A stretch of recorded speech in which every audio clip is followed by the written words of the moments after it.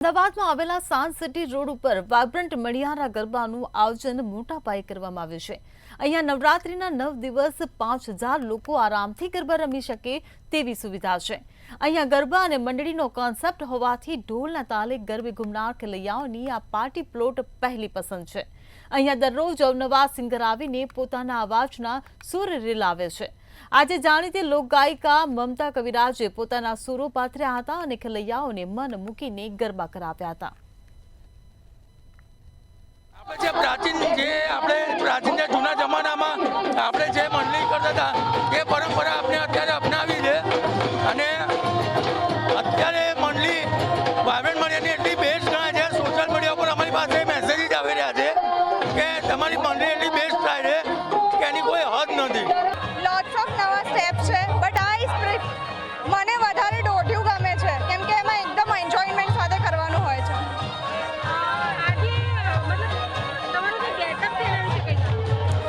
કહી શકાય કે હું રાધા બની છું, નોટ પ્રોપર રાધા બટ હા જે અમારા ટીકા છે એ બધું છે એ રાધા છે।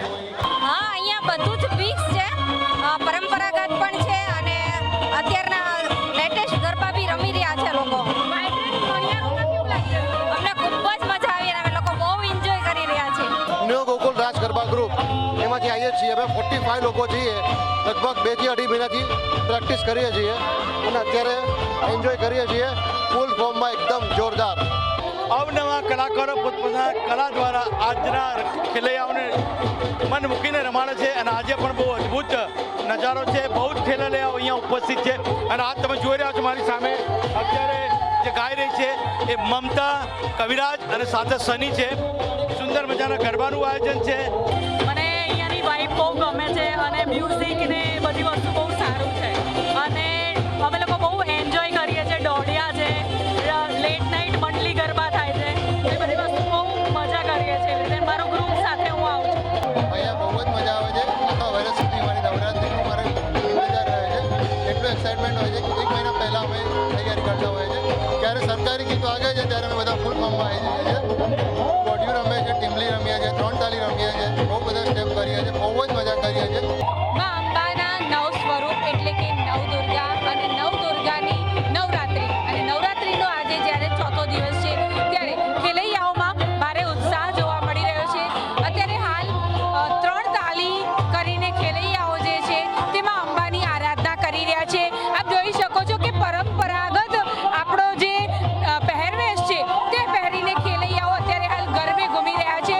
પરંપરાગત આપણા જે ચણિયા ચોળી જે છે, જે કેડિયું જે છે અને ખાસ કચ્છી વર્કના પહેરવેશ સૌથી વધારે ખેલૈયાઓ પહેરતા હોય છે। ત્યારે આપ જોઈ શકો છો કોડી વર્ક કરેલું, કચ્છી વર્ક કરેલું પહેરવેશ જે છે તે આ ગરવી ગુજરાતોએ પહેર્યું છે।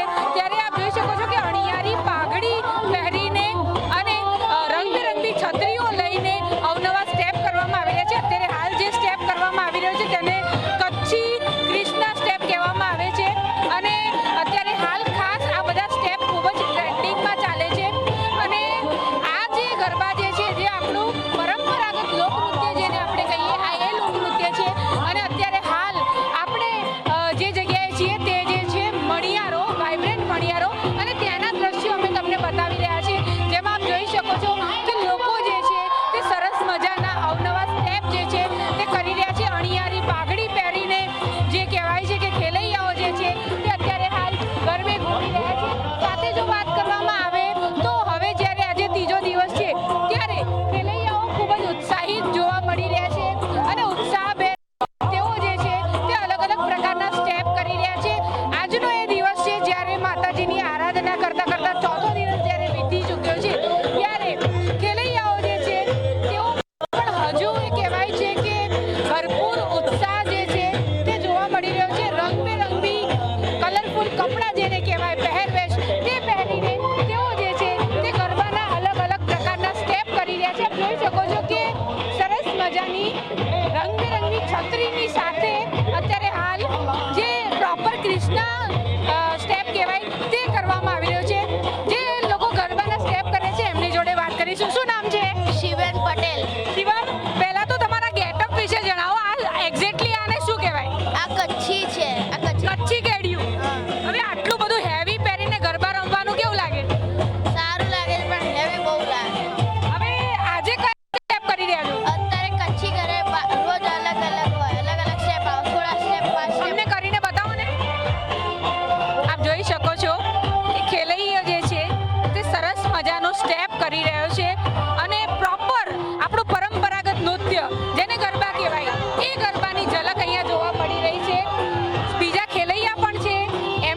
પણ જઈશું